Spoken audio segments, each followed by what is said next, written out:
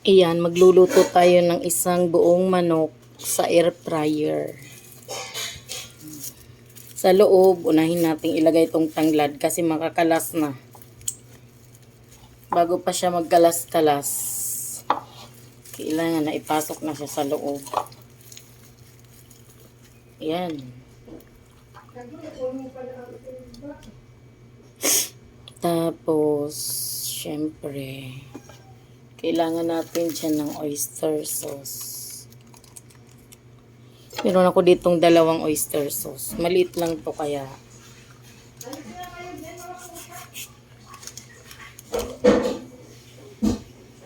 Itotodo na natin.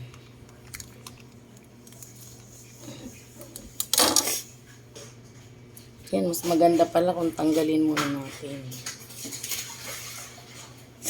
Para maibuelo nating mamix yung mga ingredients natin.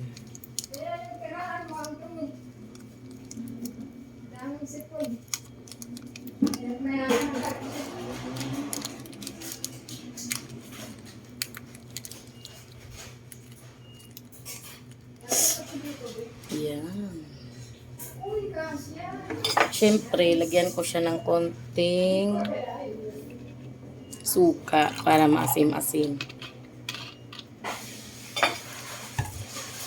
Tapos, sibuyas.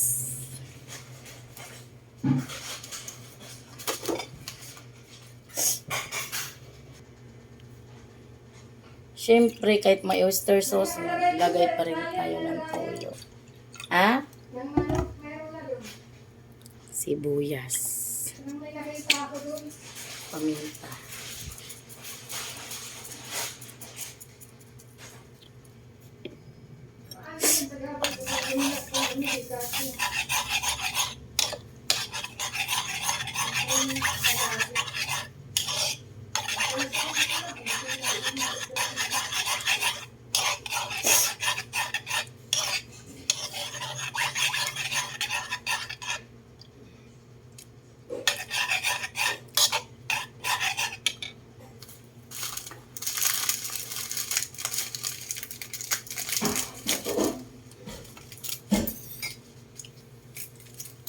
Siyempre, para lalong sumarap, lalagyan natin yan ng magic sarap.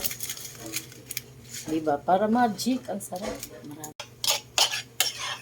Yan. Ito na.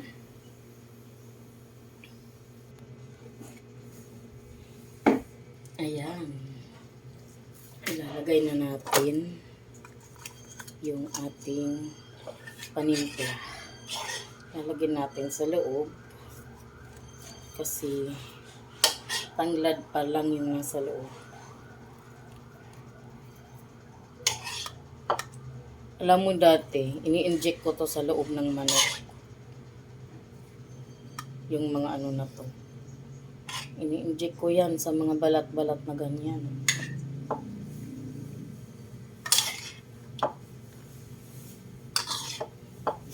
Parang malaki.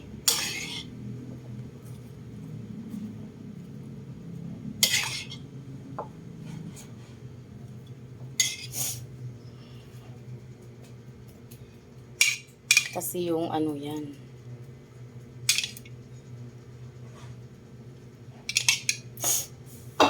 Dagdagan ko ng toyo.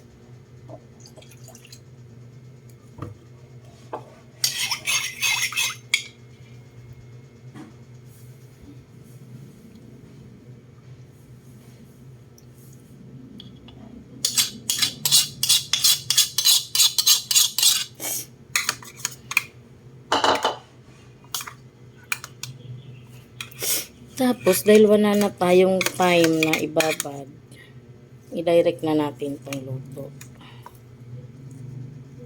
Medyo ganyanin lang natin kasi siya doon tumaas yung manok.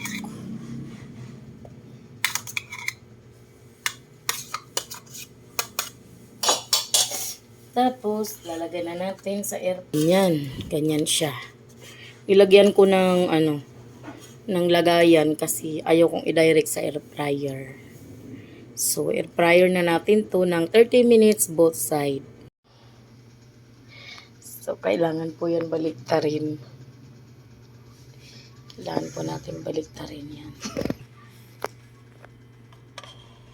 Ayan na. Nabaliktad na. Ibog pa. Iyan ulit natin ng 30 minutes. So, ganito po ka-perfect ang naluto nating chicken sa air fryer. Diba? Ang ganda.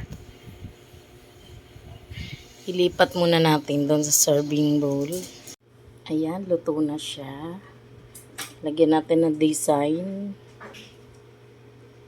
para may garnish.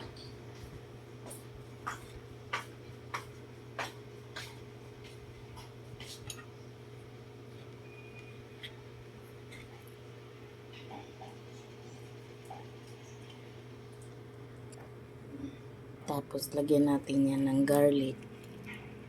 Yun. Garlic powder.